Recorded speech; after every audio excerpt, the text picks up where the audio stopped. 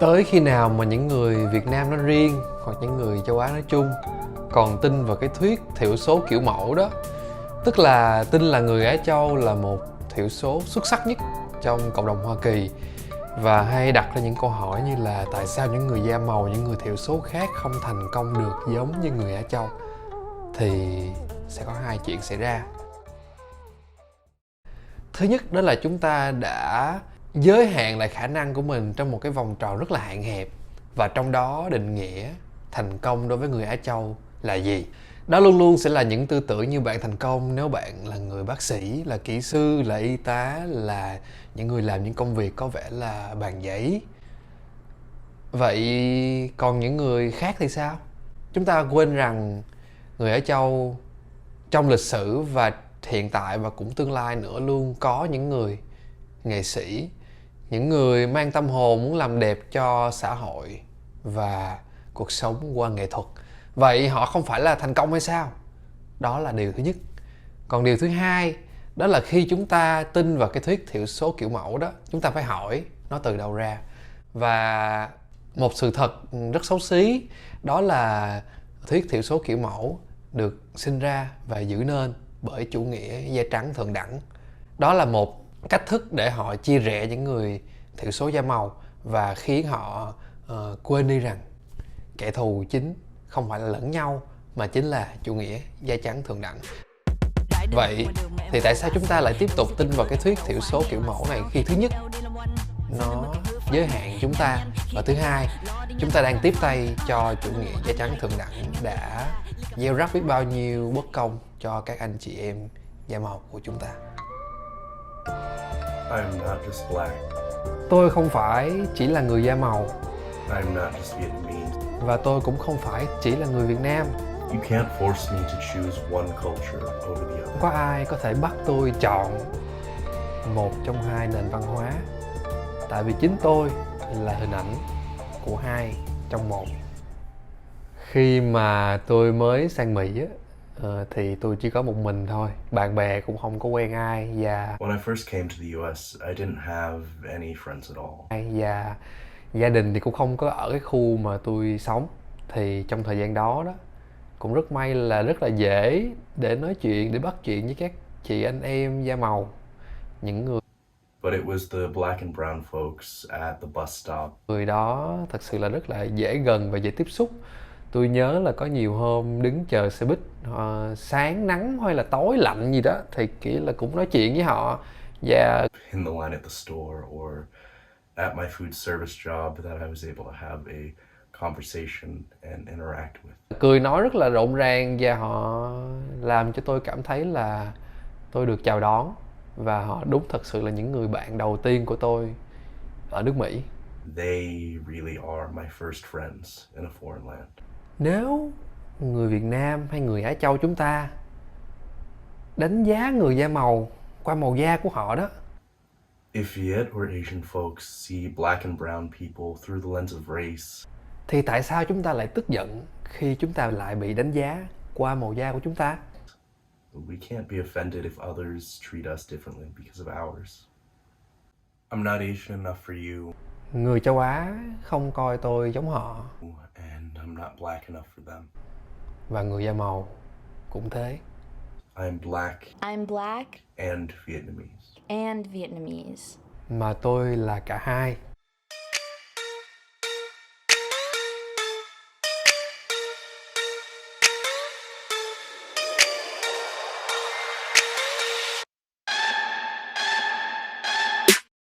I do not have the luxury of remembering a time where my race didn't speak before I could. That most often the most familiar Vietnamese word to me was not mother or grandparent or water, but a slur. On high holidays, before my ancestors or the incense smoke to reach them could follow me, first it was being called midang in temple. It was my aunties and my cousins discarding me by the wayside in nail salons, shutting me from the sun to keep me from getting any darker, as if the worst thing in the world for black children is the light. As Vietnamese children, we know we are born from a dragon. The strength of a dragon does not come from being a monster, but a spirit who can harness fire, who can never fear the light. And today, I started hoarding the sun. Put her as a centerpiece to an altar of myself. Put her as the promise that this skin means so much more than light. This skin is every kiss the mother before mine gave her children, reverberated into 1,000 thank yous. This skin is the temple they could not burn. This skin is a living wake. This skin is not my grandmother's because it will not be polite. This skin bites as hard as it barks. This skin shines the way the moon does, holds all the constellations we have yet to name, knows darkness is not the absence of light, but so much light enjoyed it has swallowed itself whole.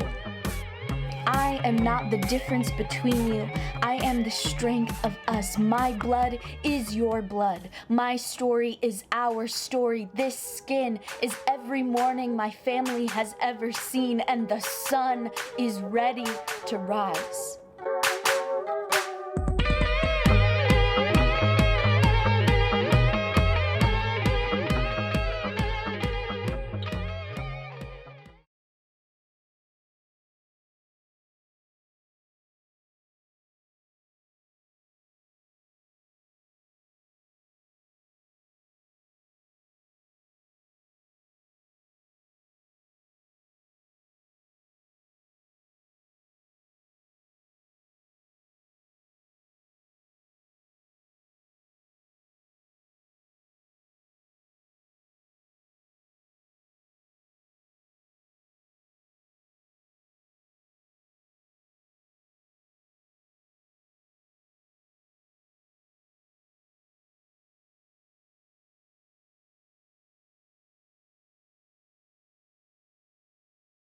No justice, no peace. No justice, no peace. No justice, no peace. No justice, no peace. No justice, no peace. No peace. No peace.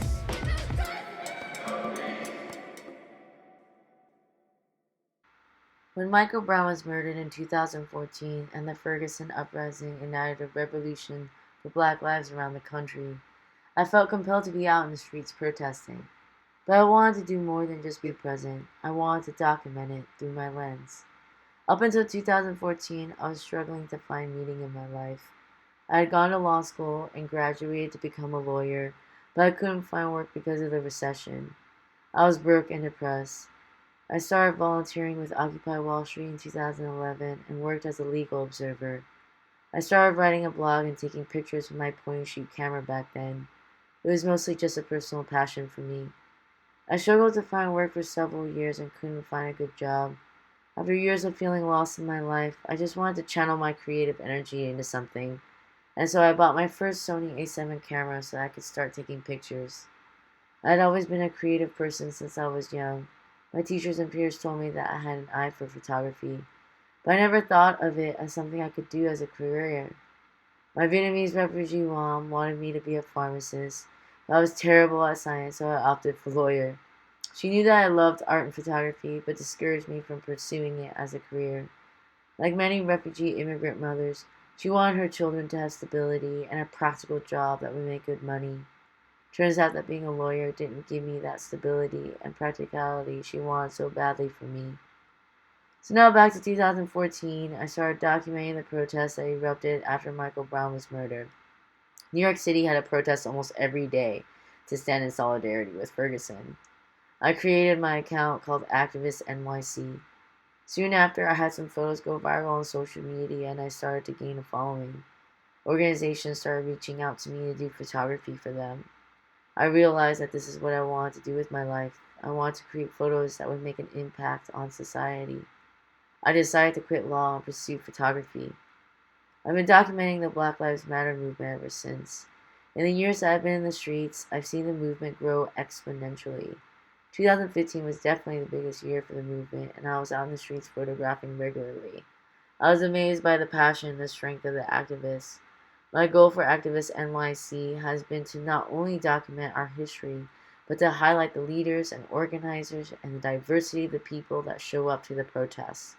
I'm not just photographing the protests from the outside. I'm an active participant in the protests, and I like to photograph people intimately and up close. My photos always show people protesting peacefully and exercising their civil rights. When I started to gain a following and some recognition for my photos, I showed my mom some of my work and told her about my small accomplishments. At first, she wouldn't acknowledge it much. She just said, "Oh, that's nice," and changed the subject back to why I hadn't found a real job yet. I hadn't talked to her much about the Black Lives Matter movement. She was barely acknowledging the work I was doing as is. But over the years, I gradually gained more accomplishments with my photography. It wasn't until I was showing in museums and galleries and getting news features my mom realized I was truly passionate about it. I was finally gaining momentum. My mom finally started to acknowledge my work, and I started to have more conversations about activism and social justice issues with her. Then came 2020.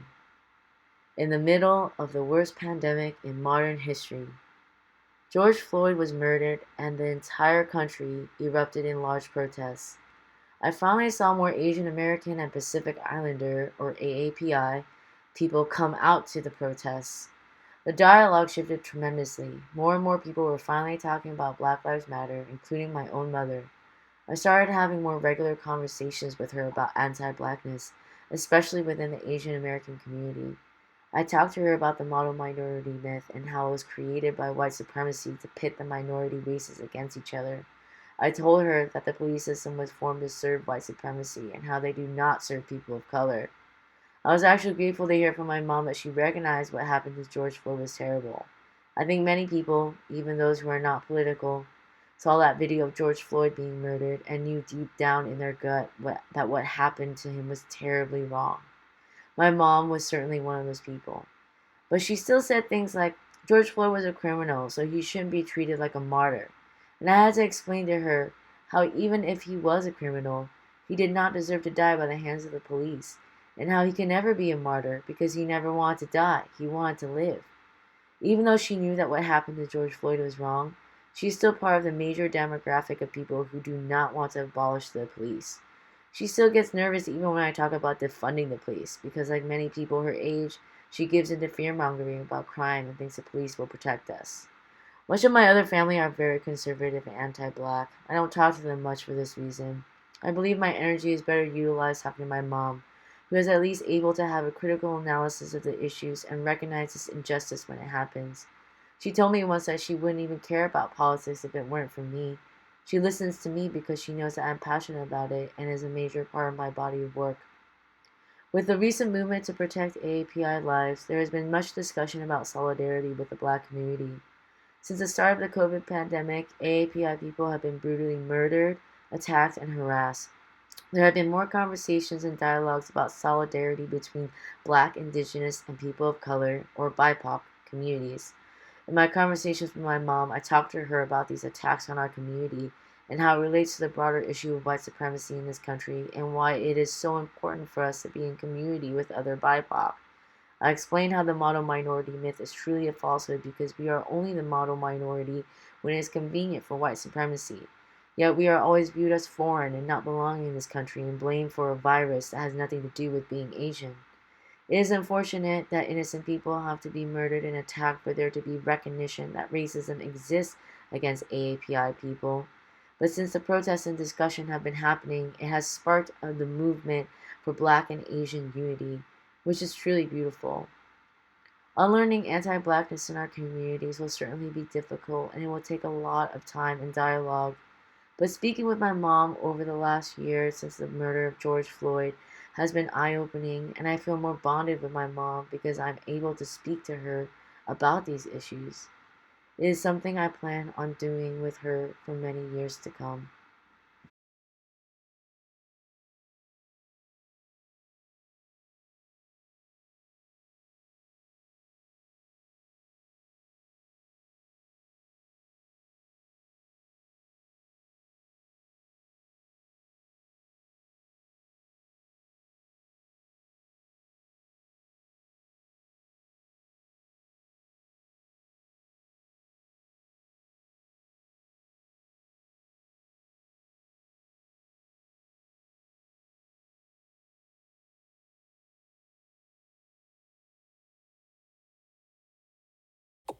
My whole life, my Viet family has referred to itself as the family, Phamily, a play on our last name. But many Black and Vietnamese people, like myself, never feel like they're a welcome part of their family. This is a collection of experiences of many within the Black and Vietnamese community.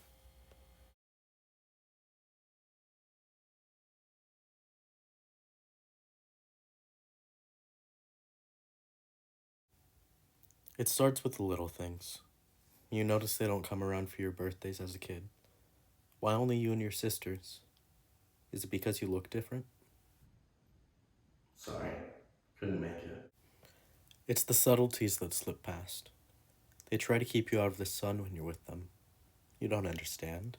You're just a kid, thinking they have your best interest at heart. You'll understand when you're older. It's all of the little things that don't seem to have magnitude. Some of them try to avoid hugging you. Not too close. Good to see you. You start to notice it. You don't know what to say or do. You can't speak out to your elders about it, can you? Of course, there is a theme of silence within many Vietnamese families. You don't speak up to your elders. You don't talk back. You don't stand up for yourself. It's seen as respect, but it just further perpetuates a cycle of abuse. And to break that cycle, we have to break our silence. Because that's the only way we can learn. We don't talk about those kind of things. But it gets to a point where things are as plain as day. Your grandfather hasn't reached out to you for months, but suddenly he does. You think it's because he wants to check in with you, his grandson. You think he cares. But he just wants a ride from you to some family function that you were never invited to or even considered for. We won't forget next time, we swear. The anti-Blackness comes to a head when you're at a family goodbye party for one of your cousins, and you overhear an older cousin say, well, why are all these protesters even out there? They all should just get some fucking jobs, they're lazy asses. Those around him laugh long. You know he means the Black people. You're not welcome here. You get to a place of acceptance, a place of mourning. They say they'll add me to the family email chain, the same one they've been meaning to add me to for 5 years, so that I can get information like everyone else. Except they don't. They just tell me that every time they see me. Family is forever. Your problems aren't. There's so many ways we lose each other. So many ways that we get caught up in the chaos thrust upon our people by colonialism. As a Black and Vietnamese person, I have always felt barred from my culture, being a literal black sheep. I always felt like an outsider, like I didn't belong.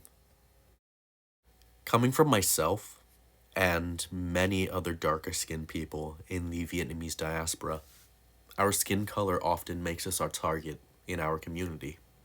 The subtle colorism, the racism intended to be subtle, the looks of confusion when they see your last name is Pham, but you're apparently not Asian looking. It hurts. It makes you feel less than, like you're missing a part of yourself. The way to find your community and break these cycles of abuse are simple.